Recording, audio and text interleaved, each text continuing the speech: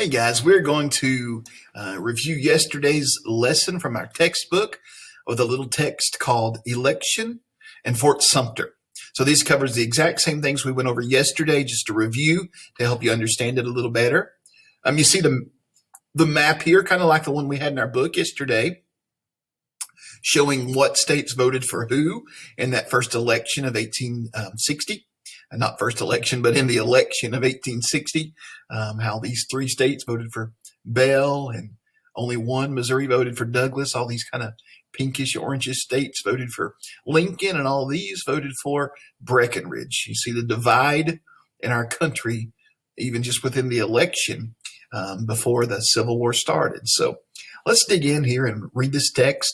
You will have some questions on this text today, and I'll put this text on those questions as well. You're welcome to read it yourself, but I'd like you to listen to me read it because I kind of go over some things in more detail. So let's start reading Election in Fort Sumter. As the 1860 presidential election approached, many southern states said they would secede from the Union if someone opposed slavery was elected. This set the stage for one of the most important elections in American history. When the Democratic Party had its convention in Charleston, delegates could not agree on a candidate. Southern Democrats stormed out of the convention. A few weeks later, at separate conventions, Northern Democrats nominated Stephen Douglas of Illinois, while Southern Democrats nominated John Breckinridge of Kentucky. About that time, the Republican Party nominated Abraham Lincoln of Illinois. A third political party called the Constitutional Union Party, also known as the Know Nothing Party, nominated John Bell of Tennessee. Many Americans today think candidate Abraham Lincoln promised to end slavery if he were elected, but that's not true.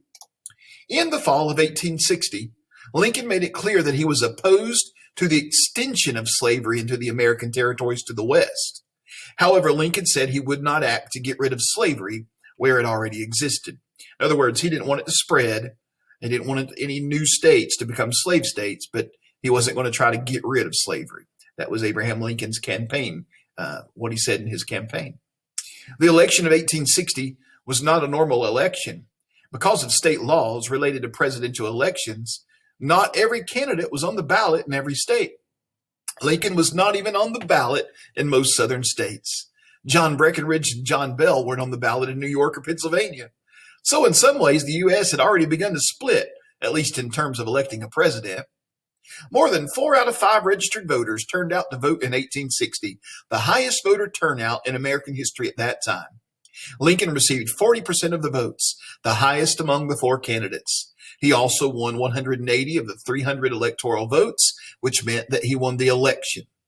6 weeks after the election, the legislature of the state of South Carolina met and voted to secede, or leave the United States.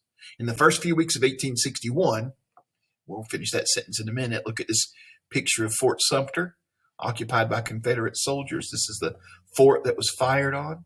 Confederate soldiers had taken over. So let me start the sentence again. In the first few weeks of 1861, Mississippi, Florida, Alabama, Georgia, Louisiana, and Texas also seceded. However, Tennessee held a referendum and voted not to secede, at least not yet. And then Fort Sumter happened. There was a lot of talk through the winter of 1860 and 1861 about whether the U.S. government and its president-elect would wage war on the states leaving the Union. On February 9, 1861, representatives of the seceding states met in Montgomery, Alabama, calling their government the Confederate States of America. The delegates elected Jefferson Davis of Mississippi to be their new president. Lincoln took office in March of 1861. The day he was inaugurated, he said he had no intention to interfere with the institution of slavery in the states where it exists. I believe I have no lawful right to do so, and I have no inclination to do so. It means that was not what he wanted to do. However, Lincoln made it clear that if the South took up arms against the U.S. government, he would respond with force. In your hands, my dissatisfied fellow countrymen, and not in mine, is the momentous issue of civil war. In other words, he's saying, if you go to war with the U.S. government, we're going to fight back. Just gave him a warning. Those days, there weren't very many U.S. military bases in the South, but one of them was in Fort Sumter, and one of them was Fort Sumter in Charleston, South Carolina. About a month before Lincoln's inauguration, the governor of South Carolina sent a letter to President Buchanan demanding that the U.S. Army surrender the fort to the South Carolina militia. Buchanan ignored this request, decided to give up the matter to the next president. When Lincoln became president, he instructed Major Robert Anderson, commanding officer of the fort, to continue to hold it on behalf of the U.S. government. So South Carolina sent a letter to the president, first the president before Lincoln, who was President Buchanan.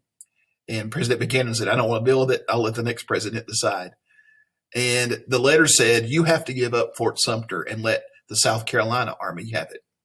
And President Lincoln said, no way, Jose. And he told the commander at Fort Sumter, you hold the fort. It belongs to the United States.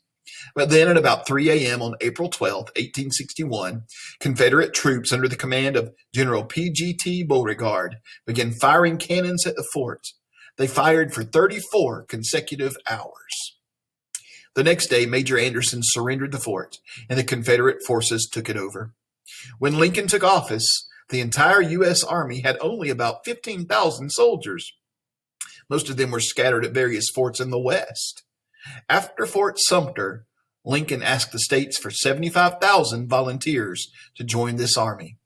During the next few weeks, 4 more states decided to join the Confederacy: Virginia, Arkansas, Tennessee, and North Carolina.